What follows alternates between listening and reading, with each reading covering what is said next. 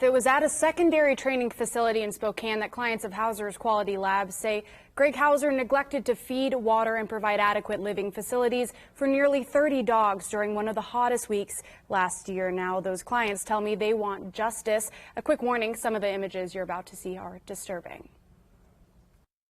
Larry Liedelmeyer and Jerry Valertigara first heard about Greg Hauser of Hauser's Quality Labs a few years ago. Got recommended to him through a guide who I hunt with. Ben and Evelyn Schallberger found Hauser through Facebook. He seemed, very knowledgeable. After all, Hauser is a part of an exclusive Professional Retriever Trainers Association. You have to be voted in at a trial in order to have a PRTA membership. Greg is recognized by PRTA. He has accomplishments on his dogs. He is ex-law enforcement. So all those things stand out, and those are really good things. All three families hoped Hauser would train their dogs to be champions, and at first, apparent success. He was working. My goal was to get him towards his masters. So yeah, he was moving along. That is, until last summer. Hauser was based in Dos Palos, California, and told his clients he moves to colder climates during the summer to continue training the dogs and move back in the winter. The three clients we spoke to said Hauser had a facility on Medical Lake Road in Spokane, and he told them last summer that's where he was heading. Around 30 dogs, including Larry's dog Andy, Jerry's dog Smoke, and Ben and Evelyn's dog Drake, went on the journey north. But that's when red flags started popping up. Communications started getting a little bit harder. Things weren't working right. Things were just getting really weird.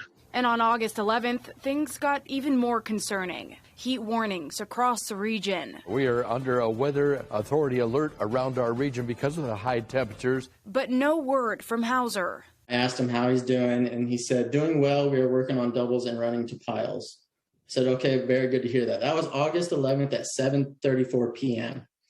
The next day, I got a phone call at 7 a.m. from him saying, hey, Drake's not doing well. Drake was sick, and so was Larry's dog, Andy. I get a phone call from him in the morning, telling me, hey, my dog's been sick. It turns out Andy had been sick for days, but Larry says he was never told. Hauser later told Larry he thought the dog would get better. He didn't. Drake died on the way to the West Plains Medical Facility, and Andy wasn't doing much better. They told me that he'd have like a 20% chance of making it through the night. And thankfully he did. Larry was able to drive up and see Andy in his last moment. Kind of comforted him, brought him some of his favorite toys, and made some noises that gets him, pretty hyper and active. I got a phone call from WSCU saying he went in a cardiac arrest. And went back to WSU, and they were doing CPR on him when I got there. Ben and Evelyn weren't as lucky. We didn't get to see Drake. The last time I saw him was when I dropped him off. And Jerry's dog Smoke? He was dehydrated. He was underweight. And we went up there, picked him up. When he got home, he was super skittish. He had scars on his stomach and his elbows. His nails were split, actually all the way back down to the pads. He's alive, but not the same. There's PTSD or anxiety or something there because he's not the same dog. But how did it get this far? How did these dogs go from perfectly healthy to injured or dead?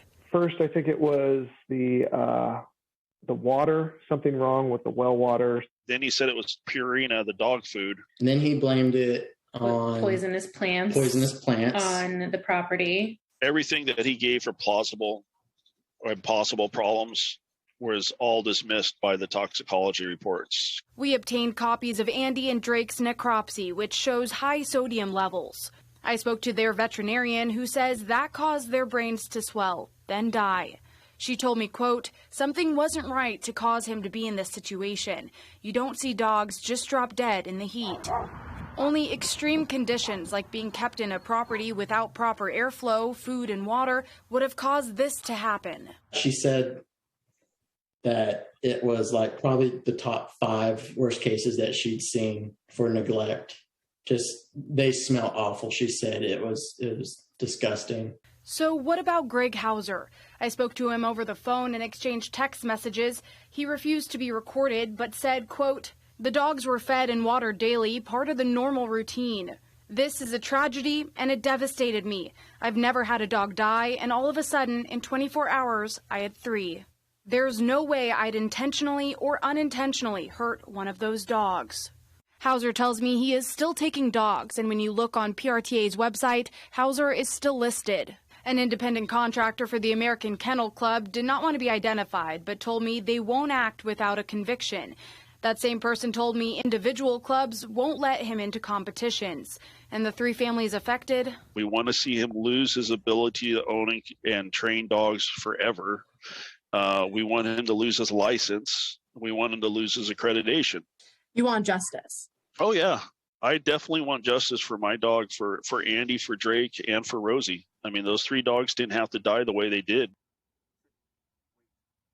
Now, I did speak to another trainer who worked with Greg Daly last summer. He told me Scraps has since been on the property several times and that they cleared them from any neglect. Of course, I've also reached out to the prosecutor's office and Scraps, who confirmed the investigation, but couldn't comment since it is an open investigation. Of course, we're going to continue to follow this story, but stay with us. But for now, live in studio, Tana Kelly, back to you, Steph. All right, Tana, thank you. According to another trainer, there is no qualification or schooling you need to become a trainer. The only thing that classifies you as a professional trainer is taking money for services.